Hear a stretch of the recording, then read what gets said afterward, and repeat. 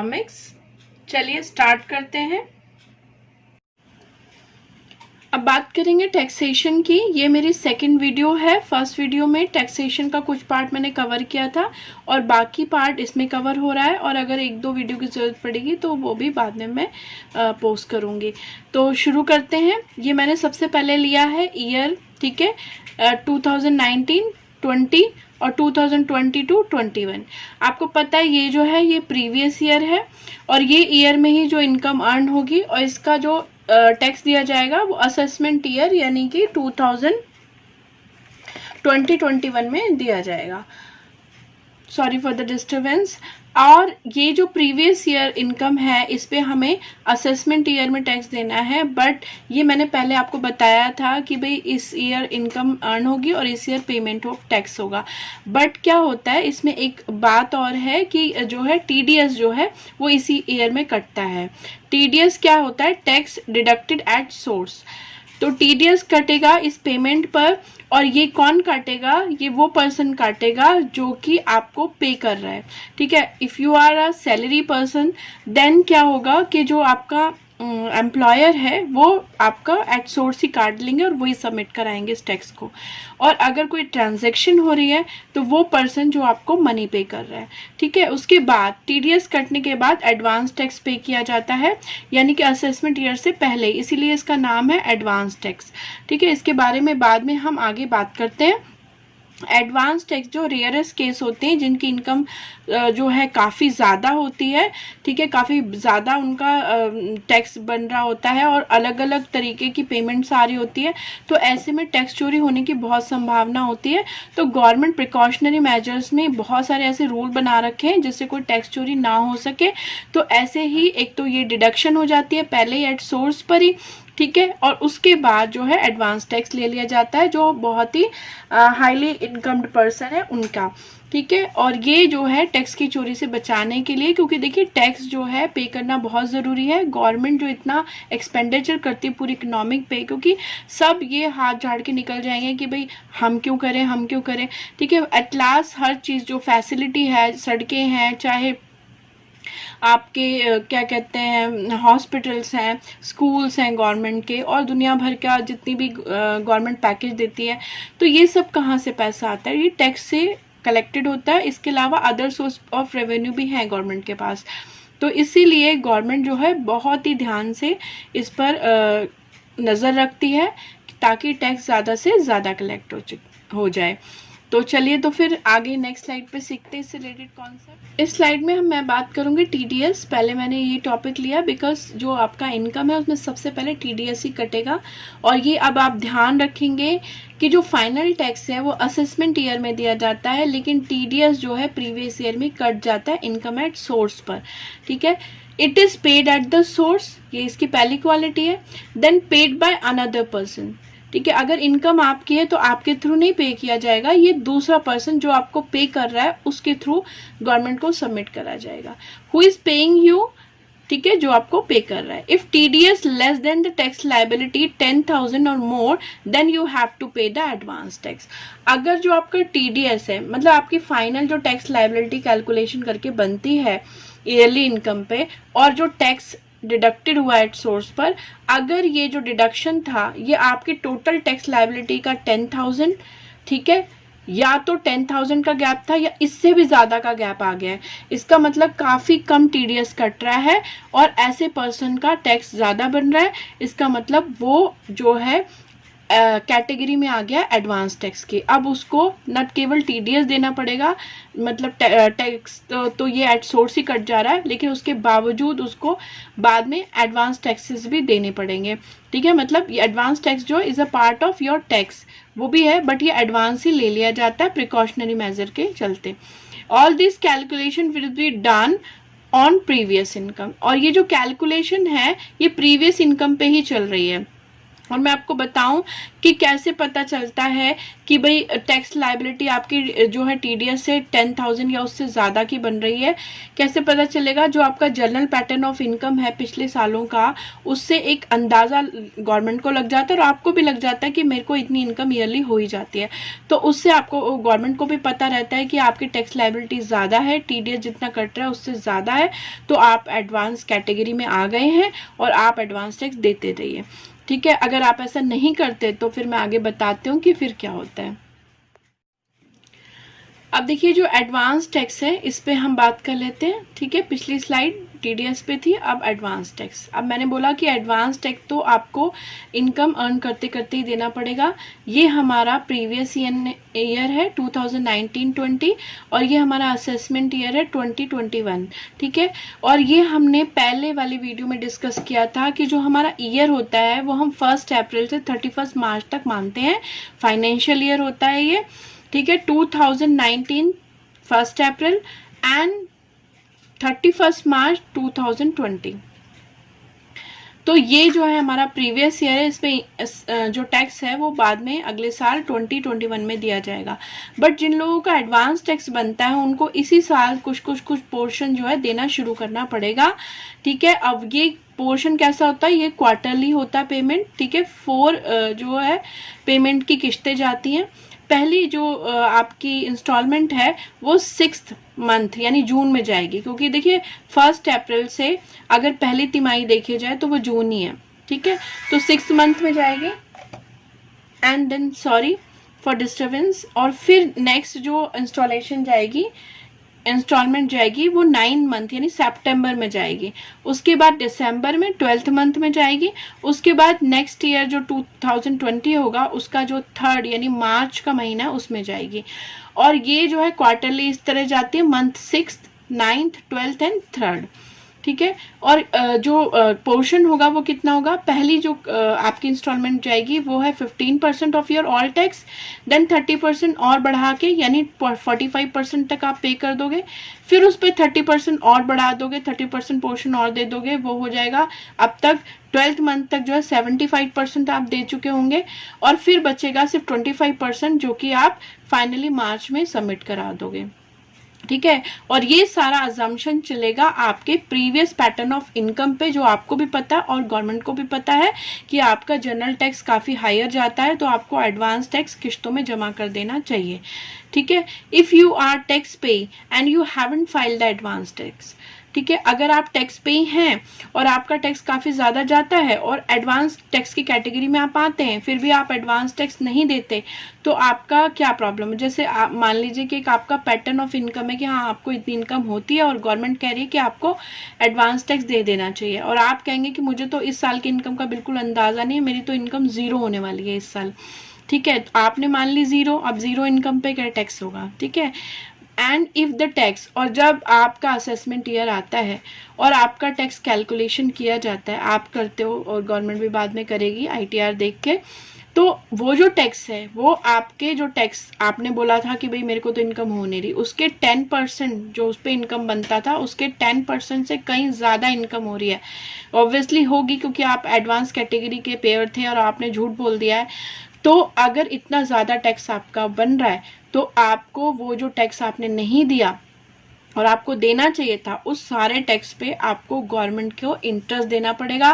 Final ये सारा tax भी देना पड़ेगा ड्यू डेट पे जब असेसमेंट ईयर आएगा, और आपको मतलब इंटरेस्ट भी देना पड़ेगा, क्योंकि आपने कर की चोरी करी है, आपने गवर्नमेंट का पैसा होल्ड करके रखा, तो इसलिए आप जो है इंटरेस्ट भी पे करेंगे। और इंटरेस्ट कहने की बात है कि ये इंटरेस्ट है, एक्चुअल में तो ये फाइन हो गया आपके ऊपर।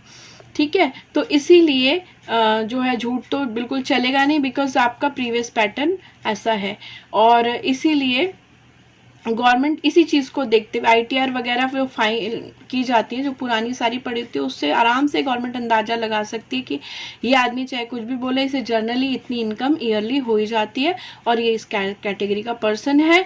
ठीक है, चलिए तो फिर आपको समझ में आएगा एडवांस टैक्स क्या है और कैसे इंस्टॉलमेंट में ये पे किया जाता है।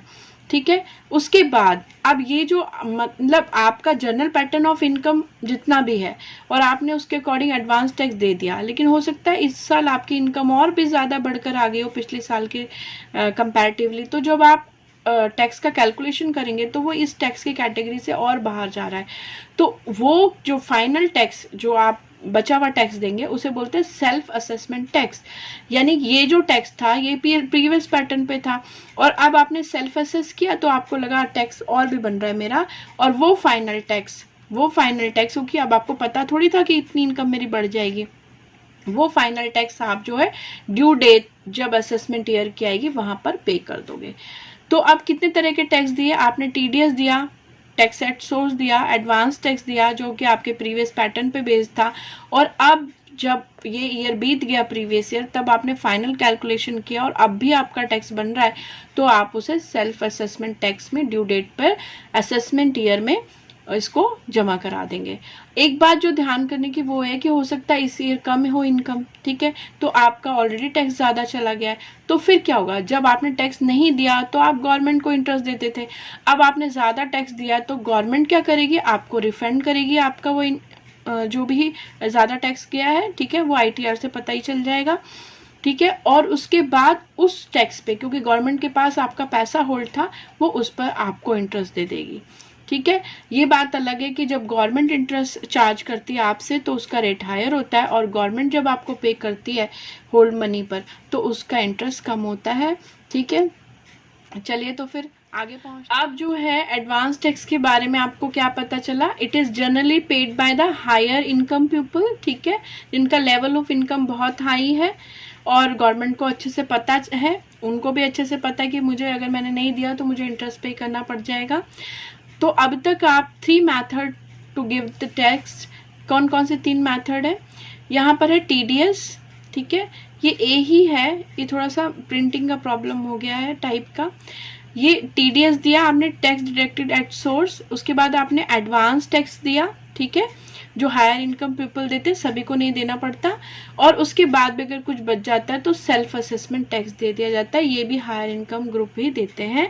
या फिर अगर किसी का एडवांस टैक्स नहीं लगता, सिर्फ TDS लगता है, तो ये जनरल पैटर्न पे एक मिनिमम अमाउंट ले लिया जाता है और उसके बाद फाइनली जब वो टैक्स कैलकुलेट करते हैं और उन्हें लगता है कि टैक्स ज़्यादा है कोई भी टैक्स पे को, और अब उन्होंने TDS एट सोर्स जोड़ने के बाद वो कम कटा है तो फिर वो सेल्फ असेसमेंट टैक्स देते हैं, ठीक है। तो गवर्नमेंट ने मतलब इतने स्लैब बना रखे हैं कि टैक्स चोरी की संभावना बहुत कम है, फिर भी लोग बहुत स्मार्ट हैं और वो कर चोरी कर लेते हैं। चलिए तो फिर आगे हम देखते हैं। अब ये जो सेल्फ असेसमेंट टैक्स है ना, ये इसके बारे में थोड़ा सा समझ लेते हैं। If you find the tax liabilities after adjustment of TDS, अगर आपने जो फाइनल टैक्स लाइबिलिटी बनी आपकी और उसके बाद आपने उसमें से TDS को डिडक्ट करना है जो आपका पहले कट चुका है, उसके बाद अगर आप एडवांस टैक्स पे ही हैं तो आप उसको भी डिडक्ट करेंगे, क्योंकि जो चीज़ आपने पे कर दी ऑब्वियसली आप उसको दोबारा थोड़ी पे करोगे, तो आप उसको डिडक्ट करोगे। दोनों चीज़ डिडक्ट करने के बाद, ठीक है, shall be paid by the SSC, अगर फिर भी कुछ बच जाता है तो वो SSC पे करेगा एज अ सेट ये T है, सेट का मतलब सेल्फ असेसमेंट टैक्स, यानी अगर आपकी फाइनल लाइबिलिटी में इन दोनों को ख़त्म काटने के बाद माइनस करने के बाद भी कुछ बचता है तो वो आपका सेल्फ असेसमेंट टैक्स है, यानी कि आपने खुद असेस करा कि मेरा टैक्स और भी बन रहा है और आपको ये टैक्स फाइनली ड्यू डेट पे असेसमेंट ईयर में फाइल करेंगे आप, मतलब आप पे कर देंगे, और ये सारा प्रोसेस ITR फाइल करने से पहले हो जाना चाहिए, यानी यू हैव टू पे it before filing of ITR, ठीक है। अब जो टैक्स थे तीनों तरह के आपने सीख लिए, अब इनकम को देखिए कि जिस पे एक्चुअल में आपको टैक्स देना है उसको भी समझना पड़ेगा आपको। यहाँ पर 5 कैटेगरी ऑफ इनकम है, 5 कैटेगरी में इनकम को डाला है गवर्नमेंट ने। पहले जो आपका इनकम का है तरीका, क्योंकि देखिए सब लोग एक ही सोर्स से थोड़ी इनकम लेते हैं, सबका सोर्स ऑफ इनकम अलग अलग है और किसी के पास एक से ज़्यादा सोर्स ऑफ इनकम भी होते हैं। तो income from the salary, income from the house property, ठीक है। अब हाउस प्रॉपर्टी से क्या इनकम होने वाली है भाई, अगर वो रेंट पे चढ़ी हुई तो रेंट मिल रहा है आपको, ठीक है। देन बिजनेस एंड प्रोफेशन, आपका कोई बिजनेस है या फिर आपका कोई प्रोफेशन है, वहाँ से आपको इनकम हो रही है, जैसे कि लॉयर है, जैसे कि डॉक्टर है और कोई भी प्रोफेशनल है, ठीक है। उसके बाद है capital gain, if you are selling such thing which is calculated which is come in the category of the capital like your house, ठीक है, आप वो सेल कर रहे हो, कोई भी कैपिटल नेचर की चीज सेल कर रहे हो, तो उससे जो कुछ भी आपको मिल रहा है वो कैपिटल गेन के अंतर्गत आता है, ठीक है। उसके बाद फाइनल है अदर सोर्स। अब अदर सोर्स में इतने सारे हैं कि उनको हम बोल नहीं सकते, लेकिन आसान तरीका ये समझने का है कि जो सैलरी में नहीं आ रहा, पहली कैटेगरी में नहीं आ रहा, जो income from the house property नहीं है, जो प्रोफेशन की इनकम नहीं है, और जो कैपिटल गेन भी नहीं है किसी तरह का, तो उसको हम सबको उठा के डाल देंगे अदर सोर्सेज। मतलब जो आपको कोई कैटेगरी समझ नहीं आ रही, आप मान लीजिए कि वो अदर सोर्स ऑफ इनकम में आ रहा है, और उसकी कैलकुलेशन इसके पैटर्न और इसके जो भी डायरेक्शन गवर्नमेंट के हैं, स्लैब्स हैं, उसके अकॉर्डिंग होगी, ठीक है। आप बेसिकली इनको लर्न कर लेंगे। ये 5 कैटेगरी है। अब इस 5 कैटेगरी का नेचर देखिए कैसा है। ये जो हेड 1 है, ठीक है, और हेड 2 है, और हेड 3 है, और हेड 5 है, यानी कैपिटल गेन को छोड़ के 1 2 3 5 are of the revenue nature. ये रेवेन्यू नेचर के हैं। अब रेवेन्यू नेचर क्या होता है, कोई भी चीज अगर आपको रूटीन से किसी चीज से इनकम हो रही है तो उसको हम बोलते हैं ये रेवेन्यू नेचर है। एंड 4 यानी कैपिटल गेन। कैपिटल गेन जो है कैपिटल नेचर का है, इसका तो नाम भी कैपिटल गेन है और इसका नेचर भी कैपिटल गेन का है सॉरी। तो इस तरह से आप समझेंगे कि जो चीज़ जैसे सैलरी है, अब रेंट भी हर महीने मिलना है, प्रोफेशन से इनकम भी हर महीने मिल रही है, कभी ज़्यादा कभी कम, पर रूटीन है, ठीक है। कैपिटल गेन, अब हमेशा हर कोई थोड़ी प्रॉपर्टी बेच रहे हो आप, तो वो तो जो है वन टाइम होता है और बहुत बड़ा अमाउंट होता है, तो इसे बोलते हैं कैपिटल नेचर का। जो कभी कभार हो और बहुत ज़्यादा मतलब इनकम आपके रूटीन इनकम से एकदम से ज़्यादा हो, तो वो कैपिटल नेचर हो गया। तो इसको समझ लेंगे कि जो हम किसी भी कैटेगरी में डालेंगे अदर सोर्स में डालेंगे, और 4 को छोड़ के बाकी सब रेवेन्यू नेचर है, और जो ये जो है कैपिटल है, ये जो है एक अलग सा कैपिटल नेचर का होता है, ठीक है। चलिए फिर आगे एक और कौन सा, अब थोड़ा सा ये जो हेड्स मैंने 5 बताए इनकम के, इनका हम डिस्कस कर लेते हैं। वैसे मैं ये बात बता चुकी हूँ, फिर भी मैंने एक बार नोट्स में लिख दी। The item doesn't under these heads, ये जो 4 हेड में जो आइटम नहीं आएगा, जो किसी भी हेड में नहीं आएगा, it goes at the last head, that is other source. Other source को आप इतना डिफाइन करने की जरूरत नहीं, अगर आपने 4 हेड अच्छे से समझ लिए तो इसका मतलब उससे अलग जो भी है वो सारा का सारा अदर रिसोर्स में आप डाल देंगे, और कैलकुलेशन उसी पे बेस्ड होगी। अब कुछ एग्जाम्पल लिए हैं मैंने आपको क्लैरिफाई करने के लिए कैसे कैसे हेड के अंदर इनकम आती है। देखिए सैलरी, सैलरी एक रेवेन्यू नेचर है, ठीक है, तो ये रेवेन्यू नेचर के अंदर आगे जनरली। रेंट जो है हाउस का, ये कैसा नेचर का है, रेवेन्यू, क्योंकि ये भी हर महीने मिलना है। सेल ऑफ हाउस, अब सेल ऑफ हाउस हर महीने होती है, किसी के पास इतने हाउस होंगे ही नहीं, तो ये कैपिटल नेचर, बहुत बड़ा अमाउंट और कभी कभार। लेकिन यही जो प्रॉपर्टी सेलिंग है, अगर ये रियल एस्टेट करे तो आपने की तो कैपिटल नेचर, लेकिन रियल एस्टेट के लिए ये बिजनेस है, ठीक है, और ये जनरली सेल करते रहते हैं, और ये इसलिए ये बड़ा अमाउंट भी हो तो भी ये इनका रेवेन्यू है, बिकॉज इनके लिए एक तो ये जर्नल पैटर्न है, ये सेल करते रहते हैं और जनरली इनके पास आता रहता है इतना अमाउंट, तो ये इनके लिए रेवेन्यू नेचर है। यानी सिर्फ चीज का नेचर नहीं डिपेंड करता कि कौन कर रहा है। अगर आप कर रहे हो जो जनरली आपका ही काम नहीं है, तो ये कैपिटल, बहुत बड़ा अमाउंट आपके पास आया। लेकिन अगर कोई ऐसा इंसान कर रहा है कि उसका वो रूटीन वर्क है, तो वो उसके लिए रेवेन्यू हो गया, ठीक है। अब डिबेंचर से इंटरेस्ट मिल रहा है। डिबेंचर जो है आपने इंटरेस्ट हर महीने मिलेगा, मतलब ईयरली मिलेगा, ठीक है, तो ये रूटीन से मिलेगा, ठीक है। लेकिन ना तो ये सैलरी है, ना ये घर से कोई रेंट मिल रहा है आपको, ना ये हाउस का कोई सेल हो रहा है, ना ये प्रोफेशन का है। तो ये कौन सी कैटेगरी में आया, जो मैंने पहले समझाया, जो किसी कैटेगरी में है वो अदर सोर्स ऑफ इनकम है, चाहे डिबेंचर से इंटरेस्ट मिल रहा है, चाहे शेयर से मिल रहा है, ठीक है। लेकिन अगर ये डिबेंचर आप सेल कर रहे होते तो क्या होता, आप सेल कर रहे हो अब डिबेंचर को, तो ये इंटरेस्ट जो उसकी इनकम है उससे अलग अमाउंट है, और रोज रोज कोई अपने डिबेंचर बेचने नहीं जाता, तो तब ये कैपिटल नेचर का होगा, ठीक है। लेकिन अगर कोई ब्रोकर है और वो डिबेंचर बेच रहा है तो उसका तो वो काम ही है, तब उसके लिए वो रेवेन्यू नेचर होगा। यानी एक ही चीज पर्सन टू पर्सन उसका नेचर बदल सकता है। अगर कोई ऐसा पर्सन कर रहा है जो कभी कभार करता है तो वो रेवेन्यू नहीं रहेगा, वो कैपिटल गेन है उसके लिए। और अगर ऐसा पर्सन कर रहा है जो रूटीन से वही काम करता है तो उसके लिए वो रेवेन्यू हो जाता है। तो मतलब इन हेड को तो आप याद करेंगे, इनके नेचर को भी समझ लेंगे, क्योंकि देखिए रेवेन्यू नेचर के लिए एक अलग set of tax deduction, tax calculation है, और कैपिटल नेचर के लिए अलग है। और कैपिटल गेन पे रेवेन्यू नेचर से कहीं ज़्यादा इनकम टैक्स लगता है, ठीक है, और छूट भी कम रहती है, तो इसीलिए इसको समझना बहुत ज़रूरी है। अगर किसी को ये स्लैब और ये नेचर में कोई कंफ्यूजन है तो प्लीज़ आप कमेंट बॉक्स में डालिए, मैं आपको आंसर करूँगी, समझा दूँगी। तो और इसके बाद भी थोड़ी सी चीज़ें रह गई हैं, वो अगली वीडियो में कवर हो जाएंगी। आई होप सबको समझ भी आया होगा, बहुत अच्छे से क्लैरिफाई हुआ होगा, और बहुत आसान तरीके से ये हो जाते हैं, बस हमें कॉन्सेप्ट टू कॉन्सेप्ट अच्छे से जाना होता है, ठीक है। फिर भी कोई कन्फ्यूजन है तो आप प्लीज़ लिखिएगा ज़रूर। And thanks for watching the video, have a nice day, and please subscribe करना और लाइक करना ना भूलें।